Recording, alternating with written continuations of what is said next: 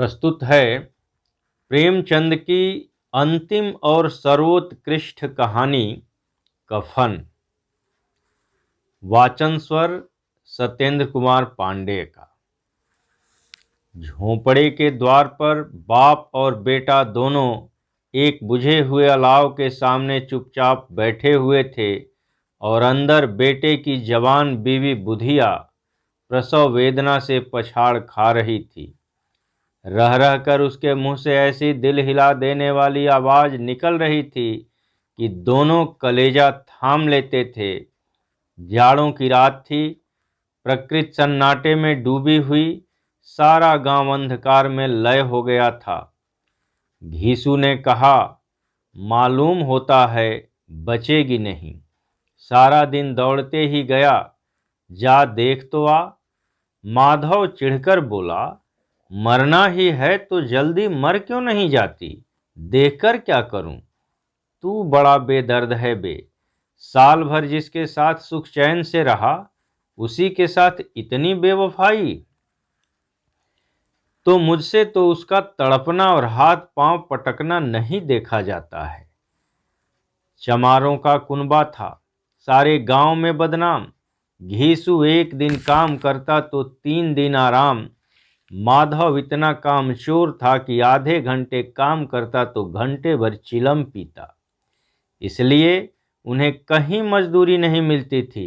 घर में मुट्ठी भर भी अनाज मौजूद हो तो उनके लिए काम करने की कसम थी। जब 2-4 फाके हो जाते तो घीसू पेड़ पर चढ़कर लकड़ियां तोड़ लाता और माधव बाजार में बेच आता। और जब तक वह पैसे रहते दोनों इधर उधर मारे मारे फिरते। जब फाके की नौबत आ जाती तो फिर लकड़ियां तोड़ते या मजदूरी तलाश करते। गांव में काम की कमी न थी। किसानों का गांव था। मेहनती आदमी के लिए 50 काम थे, मगर इन दोनों को लोग उसी वक्त बुलाते जब 2 आदमियों से एक का काम पाकर भी संतोष कर लेने के सिवा और कोई चारा न होता। अगर दोनों साध होते तो उन्हें संतोष और धैर्य के लिए संयम और नियम की बिल्कुल जरूरत न होती। यह तो उनकी प्रकृति थी। विचित्र जीवन था इनका। घर में मिट्टी के 2-4 बर्तनों के सिवा कोई संपत्ति नहीं। फटे चीथड़े से अपनी नग्नता को ढांके हुए जिए जाते थे। संसार की चिंताओं से मुक्त, कर्ज से लदे हुए, गालियां भी खाते, मार भी खाते, मगर कोई भी गम नहीं। दीन इतने कि वसूली की आशा न रहने पर भी लोग इन्हें कुछ न कुछ कर्ज दे देते थे। मटर आलू की फसल में दूसरों के खेतों से मटर या आलू उखाड़ लाते और भून भून कर खा लेते या 10-5 ऊख उखाड़ लाते और रात को चूसते।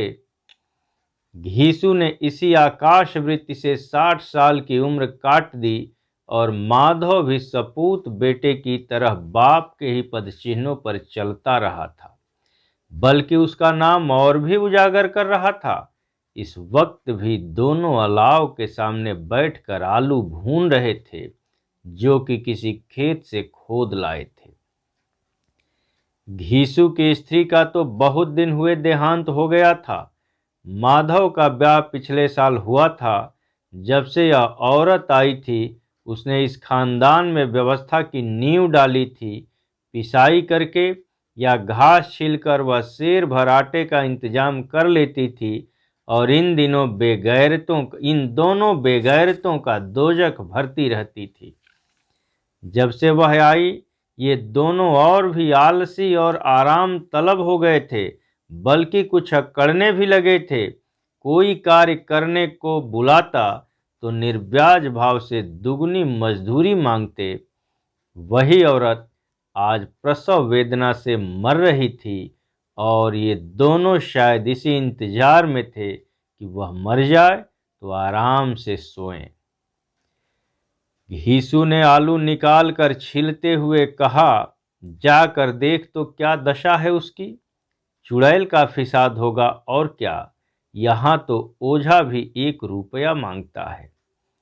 माधव को भय था कि वह कोठरी में गया तो घीसू आलूओं का बड़ा भाग साफ कर देगा। बोला, मुझे वहां जाते डर लगता है। डर किस बात का है, मैं तो यहां हूं ही। तो तुम ही जाकर देखो ना। मेरी औरत जब मरी थी तो मैं 3 दिन तक उसके पास से हिला तक नहीं, और फिर मुझसे लजाएगी कि नहीं। जिसका कभी मुंह नहीं देखा, आज उसका उघड़ा हुआ बदन देखूं। उसे तन की सुध भी तो न होगी। मुझे देख लेगी तो खुलकर हाथ पांव भी न पटक पाएगी। मैं सोचता हूं, कोई बाल बच्चा हो गया तो क्या होगा। सोंठ गुड़ तेल कुछ भी तो नहीं घर में। सब कुछ आ जाएगा, भगवान दे तो। जो लोग अभी तक एक पैसा नहीं दे रहे हैं, वे ही कल बुला कर देंगे। मेरे 9 लड़के हुए, घर में कभी कुछ न था, मगर भगवान ने किसी तरह बेड़ा पार ही लगाया। जिस समाज में रात दिन मेहनत करने वालों की हालत उनकी हालत से कुछ बहुत अच्छी न थी, और किसानों के मुकाबले में वे लोग जो किसानों की दुर्बलताओं से लाभ उठाना जानते थे, कहीं ज्यादा संपन्न थे, वहां इस तरह की मनोवृत्ति का पैदा हो जाना कोई अचरज की बात न थी। हम तो कहेंगे, घीसू किसानों से कहीं ज्यादा विचारवान था, और किसानों के विचार शून्य समूह में शामिल होने के बदले बैठक बाजों की कुत्सित मंडली में जा मिला था। हाँ, उसमें यह शक्ति न थी कि बैठक बाजों के नियम और नीति का पालन करता। इसलिए जहां उसकी मंडली के और लोग गांव के सरगना और मुखिया बने हुए थे, उस पर सारा गांव अंगुली उठाता था। फिर भी उसे यह तस्कीन तो थी कि अगर वह फटे हाल है तो कम से कम उसे किसानों किसी जीतोड़ मेहनत तो नहीं करनी पड़ती, और उसकी सरलता और निरीहता से दूसरे लोग बेजा फायदा तो नहीं उठाते।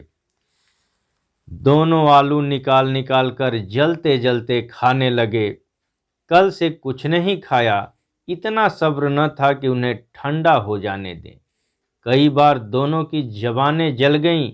छिल जाने पर आलू का बाहरी हिस्सा तो बहुत ज्यादा गर्म न मालूम होता, लेकिन दांतों के तले पड़ते ही अंदर का हिस्सा जबान, हलक और तालू को जला देता था। और उस अंगारे को मुंह में रखने से ज्यादा खैरियत इसी में थी कि वह अंदर पहुंच जाए। वहां उसे ठंडा करने के लिए काफी सामान थे, इसलिए दोनों जल्द जल्द निगल जाते। हालांकि इस कोशिश में उनकी आंखों से आंसू निकल आते। घीसू को उस वक्त ठाकुर की बारात याद आई, जिसमें 20 साल पहले वह गया था। उस दावत में उसे जो तृप्ति मिली थी, वह उसके जीवन में एक याद रखने लायक बात थी, और आज भी उसकी याद ताजा थी। बोला, वह भोज नहीं भूलता। तब से फिर उसका उस तरह का खाना और भरपेट नहीं मिला। लड़की वालों ने उस सबको भरपेट पूरियां खिलाई थीं, सबको। छोटे बड़े सबने पूरियां खाईं, और असली घी की। चटनी, रायता, 3 तरह के सूखे साग, एक रसेदार तरकारी, दही, चटनी, मिठाई। अब क्या बताऊं उस भोज में क्या स्वाद मिला। कोई रोक टोक नहीं थी। जो चीज चाहो मांगो और जितना चाहो खाओ। लोगों ने ऐसा खाया, किसी से पानी न पिया गया, मगर परोसने वाले हैं कि पत्तल में गरम गरम गोल गोल सुवासित कचौरियां डाले देते हैं। मना करते हैं कि नहीं चाहिए, पत्तल पर हाथ से रोके हुए हैं, मगर वे हैं कि दिए जाते हैं। और जब मुंह धो लिया तो पान इलायची भी मिली, मगर मुझे पान लेने की कहाँ सुध थी। खड़ा न हुआ जाता था।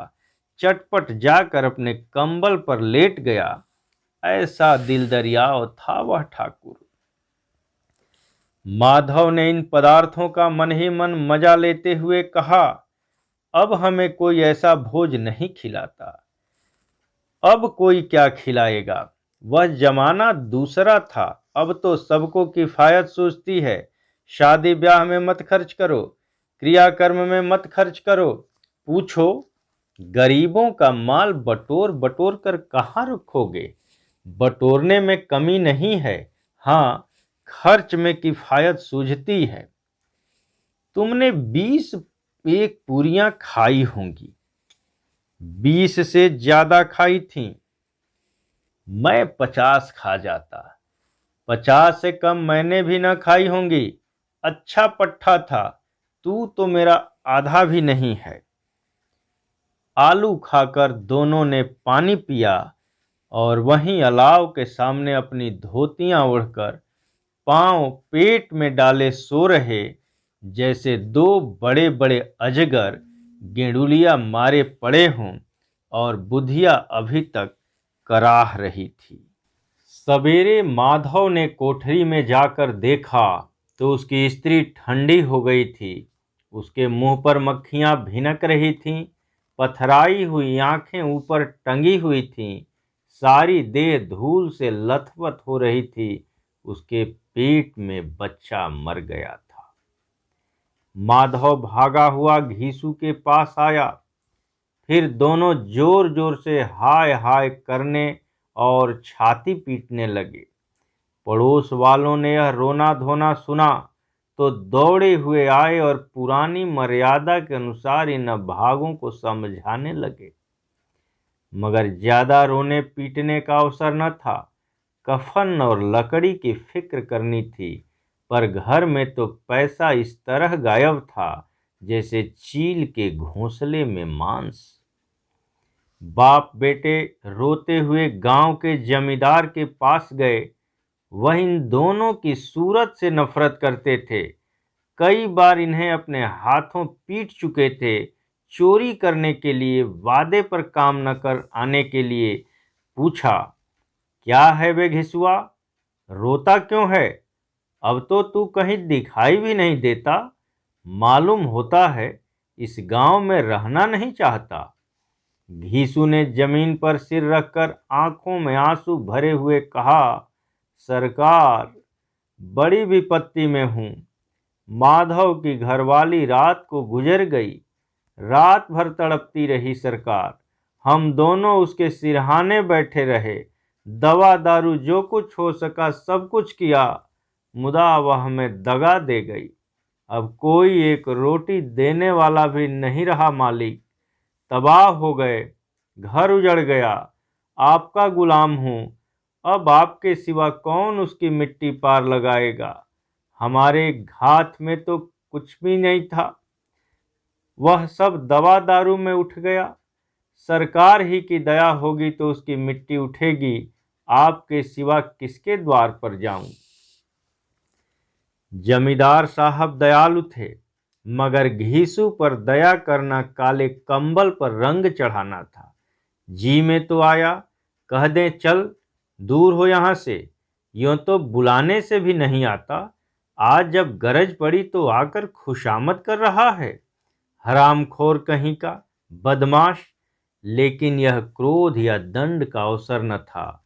जी में कुढ़ते हुए 2 रुपए निकाल कर फेंक दिए, मगर सांत्वना का एक शब्द भी मुंह से न निकाला। उसकी तरफ ताका भी नहीं, जैसे सिर का बोझ उतारा हो। जब जमींदार साहब ने 2 रुपए दिए तो गांव के बनिए महाजनों को इनकार का साहस कैसे होता। घीसू जमींदार के नाम का ढिढोरा भी पीटना खूब जानता था। किसी ने 2 आने दिए, किसी ने 4 आने। 1 घंटे में घीसू के पास 5 रुपए की अच्छी रकम जमा हो गई। कहीं से अनाज मिल गया, कहीं से लकड़ी, और दोपहर को घीसू और माधव बाजार से कफन लाने चले। इधर लोग बांस काटने लगे।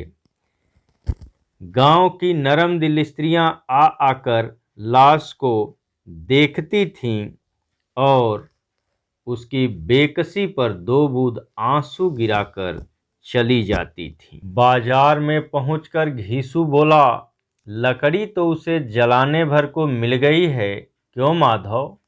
माधव बोला, हाँ लकड़ी तो बहुत है, अब कफन चाहिए। तो चलो कोई हल्का सा कफन ले लें। हाँ और क्या, लाश उठते उठते रात हो जाएगी, रात को कफन कौन देखता है। कैसा बुरा रिवाज है कि जिसे जीते जी तन ढांकने को चीथड़ा भी न मिले, उसे मरने पर नया कफन चाहिए। कफन लाश के साथ जल ही तो जाता है, और क्या रखा रहता है। यही 5 रुपए पहले मिलते तो कुछ दवा दारू कर लेते। दोनों एक दूसरे के मन की बात ताड़ रहे थे। बाजार में इधर उधर घूमते रहे, कभी इस बजाज की दुकान पर गए, कभी उसकी दुकान पर। इस तरह तरह तरह के कपड़े, रेशमी और सूती देखे, मगर कुछ जंचा नहीं। यहाँ तक कि शाम हो गई। तब दोनों न जाने किस दैवी प्रेरणा से एक मधुशाला के सामने जा पहुंचे और जैसे किसी पूर्व निश्चित योजना से अंदर चले गए। यहाँ जाकर जरा देर तक दोनों असमंजस में खड़े रहे। फिर घीसू ने गद्दी के सामने जाकर कहा, साहू जी, एक बोतल हमें भी देना। इसके बाद कुछ चिखौना आया, तली हुई मछलियां आई और दोनों बरामदे में बैठकर शांतिपूर्वक पीने लगे। कई कुंजियां ताबड़तोड़ पीने के बाद दोनों सरूर में आ गए। घीसू बोला, कफन लगाने से क्या मिलता, आखिर जल ही तो जाता, कुछ बहू के साथ तो न जाता। माधव आसमान की तरफ देखकर बोला, मानो देवताओं को अपनी निष्पापता का साक्षी बना रहा हो। दुनिया का दस्तूर है, नहीं लोग बाभनों को हजारों रुपए क्यों दे देते हैं। कौन देखता है परलोक में मिलता है या नहीं। बड़े आदमियों के पास धन है, चाहे फूकें, हमारे पास फूकने को क्या है। लेकिन लोगों को जवाब क्या दोगे, लोग पूछेंगे नहीं कफन कहाँ है। घीसू हंसा, अबे कह देंगे कि रुपए कमर से खिसक गए, बहुत ढूंढा मिले नहीं। लोगों को विश्वास तो न आएगा, लेकिन फिर वही रुपए देंगे। माधव भी हंसा इस अनपेक्षित सौभाग्य पर, बोला, बड़ी अच्छी थी बेचारी, मरी भी तो खूब खिला पिलाकर। आधी बोतल से ज्यादा उड़ गई। घीसू ने 2 सेर पूरियां मंगाई। चटनी, अचार, कलेजियां, शराब खाने के सामने ही दुकान थी। माधव लपक कर 2 पत्तलों में सारा सामान ले आया। पूरा 1.5 रुपया और खर्च हो गया। सिर्फ थोड़े से पैसे बच रहे। दोनों इस वक्त शान से बैठे हुए पूरियां खा रहे थे, जैसे जंगल में कोई शेर अपना शिकार उड़ा रहा है। न जवाबदेही का खौफ था, न बदनामी की फिक्र। इन भावनाओं को उन्होंने बहुत पहले ही जीत लिया था। घीसू दार्शनिक भाव से बोला, हमारी आत्मा प्रसन्न हो रही है तो क्या उसे पुण्य न होगा। माधव ने श्रद्धा से सिर झुकाकर तस्दीक की, जरूर से जरूर होगा। भगवान तुम अंतर्यामी हो, उसे बैकुंठ में ले जाना। हम दोनों हृदय से आशीर्वाद दे रहे हैं। आज जो भोजन मिला वह कभी उम्र भर न मिला था। एक क्षण के बाद माधव के मन में एक शंका जगी।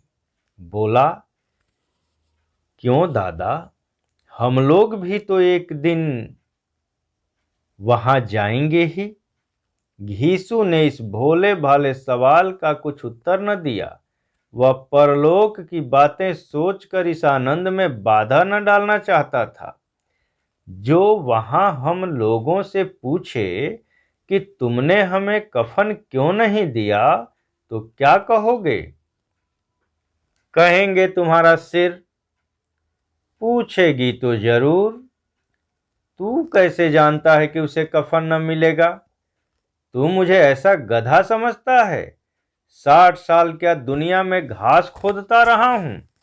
उसको कफन मिलेगा और इससे बहुत अच्छा मिलेगा। माधव को विश्वास न आया। बोला, कौन देगा? रुपए तो तुमने चट कर दिए। वह तो मुझसे पूछेगी। उसकी मांग में सिंदूर तो मैंने डाला था। घीसू गर्म होकर बोला, मैं कहता हूं उसे कफन मिलेगा। तू मानता क्यों नहीं? कौन देगा? बताते क्यों नहीं? वही लोग देंगे जिन्होंने इस बार दिया। हाँ, अब की रुपए हमारे हाथ न आएंगे। ज्यों-ज्यों अंधेरा बढ़ता था और सितारों की चमक तेज होती थी, मधुशाला की रौनक भी बढ़ती जाती थी। कोई गाता था, कोई डींग मारता था, कोई अपने संगी के गले लिपटा जाता था, कोई अपने दोस्त के मुंह में कुल्हड़ लगाए देता था। वहां के वातावरण में सरूर था, हवा में नशा। कितने तो यहाँ आकर एक चुल्लू में मस्त हो जाते थे। शराब से ज्यादा यहाँ की हवा उन पर नशा करती थी। जीवन की बाधाएं यहाँ खींच लाती थीं और कुछ देर के लिए वे भूल जाते थे कि वे जीते हैं या मरते हैं, या न जीते हैं न मरते हैं। और इन दोनों बाप बेटा अब भी मजे ले लेकर चुस्कियां ले रहे थे। सबकी निगाहें इनकी ओर जमी हुई थीं। दोनों कितने भाग्य के बली हैं। पूरी बोतल बीच में है। भरपेट खाकर माधव ने बची हुई पूरियों का पत्तल उठाकर एक भिखारी को दे दिया, जो खड़ा इनकी ओर भूखी आंखों से देख रहा था। और देने के गौरव का आनंद और उल्लास का उसने अपने जीवन में पहली बार अनुभव किया। घीसू ने कहा, ले जा, खूब खा और आशीर्वाद दे। जिसकी कमाई है वह तो मर गई, पर तेरा आशीर्वाद उसे जरूर पहुंचेगा। रोए रोए से आशीर्वाद दे। बड़ी गाढ़ी कमाई के पैसे हैं। माधव ने फिर आसमान की तरफ देखकर कहा, वह बैकुंठ में जाएगी दादा, बैकुंठ की रानी बनेगी। घीसू खड़ा हो गया और जैसे उल्लास की लहरों में तैरता हुआ बोला, हाँ बेटा, बैकुंठ में जाएगी। किसी को सताया नहीं, किसी को दबाया नहीं। मरते मरते हमारी जिंदगी की सबसे बड़ी लालसा पूरी कर गई। वह न बैकुंठ में जाएगी तो क्या ये मोटे मोटे लोग जाएंगे, जो गरीबों को दोनों हाथों से लूटते हैं और अपने पाप को धोने के लिए गंगा में नहाते हैं और मंदिरों में जल चढ़ाते हैं। श्रद्धालुता का यह रंग तुरंत ही बदल गया। अस्थिरता नशे की खासियत है। दुख और निराशा का दौरा हुआ। माधव बोला, मगर दादा, बेचारी ने जिंदगी में बड़ा दुख भोगा। कितना दुख झेल कर मरी। वह आंखों पर हाथ रखकर रोने लगा, चीखें मार मार कर। घीसू ने समझाया, क्यों रोता है बेटा? खुश हो कि वह माया जाल से मुक्त हो गई, जंजाल से छूट गई। बड़ी भाग्यवान थी जो इतनी जल्द माया मोह के बंधन तोड़ दिए। और दोनों खड़े होकर गाने लगे, ठगनी क्यों नैना झमकावे ठगनी। पियक्कड़ों की आंखें इनकी ओर लगी हुई थीं और ये दोनों अपने दिल में मस्त गाते जाते थे। फिर दोनों नाचने लगे, उछले भी, कूदे भी, गिरे भी, मटके भी, भाव भी बनाए, अभिनय भी किए और नशे से मदमस्त होकर वहीं गिर पड़े।